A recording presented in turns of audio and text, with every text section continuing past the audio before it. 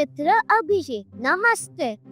आशा है कि तुम और परिवार में सभी सकुशल होंगे और गर्मी की छुट्टियों का आनंद ले रहे होंगे।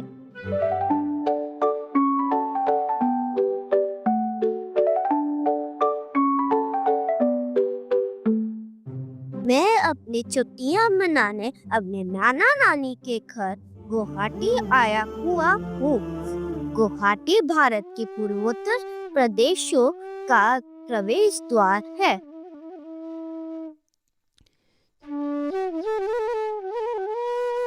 ये एक बहुत सुंदर और विशाल महानगर है जो ब्रह्मपुत्र नदी के तट पर स्थित है। तुम्हें ये जानकर आश्चर्य होगा कि ब्रह्मपुत्र इतनी विशाल नदी है कि उसमें एक माझी नाम का बहुत बड़ा द्वीप भी है। माझी में असम के विश्व प्रसिद्ध वैष्णव मठ सत्र में हमने सत्रिय नृत्य देखा। यह भारत के शास्त्रीय नृत्यों में से एक है।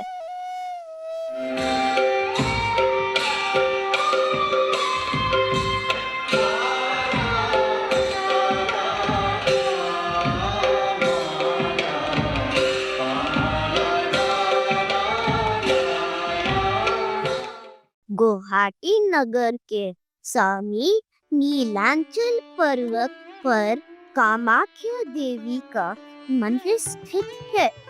यहाँ पूरे भारत से श्रद्धालु दर्शन करने के लिए आते हैं। हम लोग पिछले गुरुवार को वहाँ दर्शन करने गए थे। हम उमानंद मंदिर भी गए थे। यहाँ पहुँचने के लिए नाव से जाना पड़ता है और थोड़ा पैदल भी जाना पड़ता है। पैदल चलते हुए नानी ने मुझे बताया कि स्वस्थ रहने के लिए खेलना बहुत आवश्यक है। उन्होंने कहा कि स्वस्थ तन में ही स्वस्थ मन रहता है, इसलिए पढ़ाई के साथ साथ खेल कूद भी बहुत आवश्यक है। मैंने नानी को तुरंत बताया कि मैं तो अपने मित्रों के साथ बहुत सारे खेल खेलता हूँ। हम लोग कितने आनंद से खो खो, पिट्ठू, क्रिकेट और फुटबॉल खेलते हैं। खेल की बात सोचती ही मुझे तुम्हारी याद आने लगी। मैं तुम्हें यहाँ की बहुत सारे अनुभव सुनाने चाहता हूँ। जल्दी ही लौटूंगा। शेष शुभ है। बड़ों को प्रणाम। तुम्हारा मित्र रूप।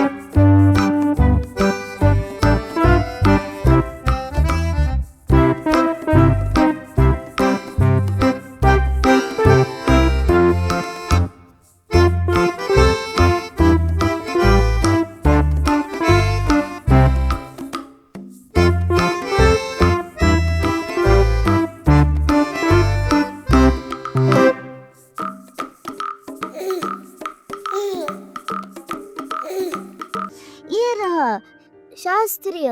बहुत बढ़िया। तो मुझे पूरा विश्वास है कि आप पत्र में और त्र वाले शब्द ढूंढ लोगे। तो क्यों ना हम त्र वाले कुछ अपने आप नए शब्द बनाएं? ठीक है। बताओ। वस्त्र, तंत्र और त्रिशूल। बहुत बढ़िया। तो अब आप समझ गए कि संयुक्त अक्षर क्यों खास है। क्यों ना मैं आपको एक और संयुक्त अक्षर के बारे में बताऊं? कौन सा अक्षर माँ? बता दूं? श्र। श्र भी एक है? जी, श्र भी एक संयुक्त अक्षर है। अब श्र कौन कौन से अक्षर से बना है, आप बोल के मुझे बताओ। श्र, र, र, श और र। बिल्कुल सही। और श्रीनगर बना हमारा पहला शब्द श्र से। चलो अब और शब्द बताओ श्र से। हिंट दूं आपको? हाँ चाहिए? चाहिए। खाना खाने के बाद जब आप हाथ में सौंफ लेते हो, उसके साथ क्या खाते हो? मिश्री। बिल्कुल सही। तो अब आप समझ गए हो कि संयुक्त अक्षर क्या होते हैं। तो चलो आप अपना दूध फिनिश करो और जो पत्र लिखा है ना वो मुझे दो, मैं एक बार जरा पढूं इसको। तब तक आप अपना दूध पीजिए।